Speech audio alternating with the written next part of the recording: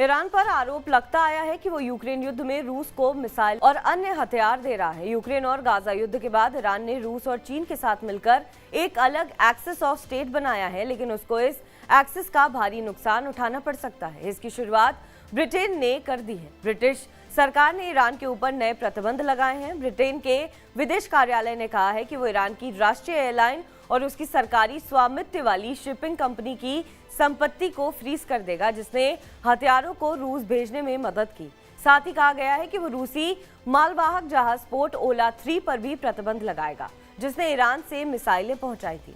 हालांकि ईरान इन आरोपों को खारिज करता रहा है। ब्रिटेन की तरफ से यह ऐलान यूक्रेन में युद्ध के 1000 दिन पूरे होने के बाद शुरू हुआ। एक दिन पहले अमेरिकी राष्ट्रपति जो बाइडेन ने यूक्रेन को रूस के अंदर गहराई तक हमला करने वाली अमेरिकी मिसाइलों का इस्तेमाल करने की इजाजत दी।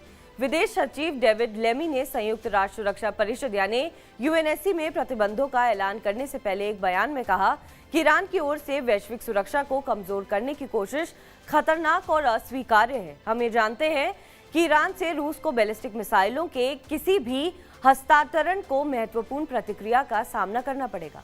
ब्रिटेन के प्रधानमंत्री कीर स्टारमर ने ब्राजील में G20 शिखर सम्मेलन में कहा कि जब तक जरूरी हो हमें यूक्रेन का समर्थन करने के लिए दोगुना प्रयास करने की जरूरत है।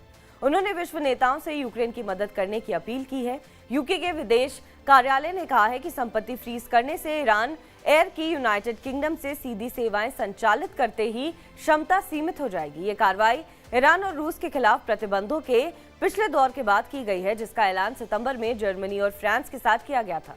ब्रिटेन के प्रतिबंधों पर ईरान की भी प्रतिक्रिया आई है। ईरान ने इन प्रतिबंधों को गलत और अनुचित बताते हुए खारिज कर दिया है। विदेश मंत्री अब्बास अरागची ने कहा कि नौवहन के स्वतंत्रता समुद्री कानून का बुनियादी सिद्धांत है। वहीं ईरान ने दावा किया है कि वो रूस यूक्रेन युद्ध के लिए किसी भी हथियार की आपूर्ति में शामिल नहीं है। बता दें कि ईरान के नौवहन और तेल उत्पादन पर इसका असर पड़ेगा। हालांकि इन प्रतिबंधों के बावजूद ईरान अपने तेल उत्पादन को 3.4 मिलियन बैरल प्रतिदिन तक बढ़ाने में सक्षम रहा है। ईरान पर लगाए गए प्रतिबंध केवल राजनीतिक दबाव का हिस्सा नहीं है।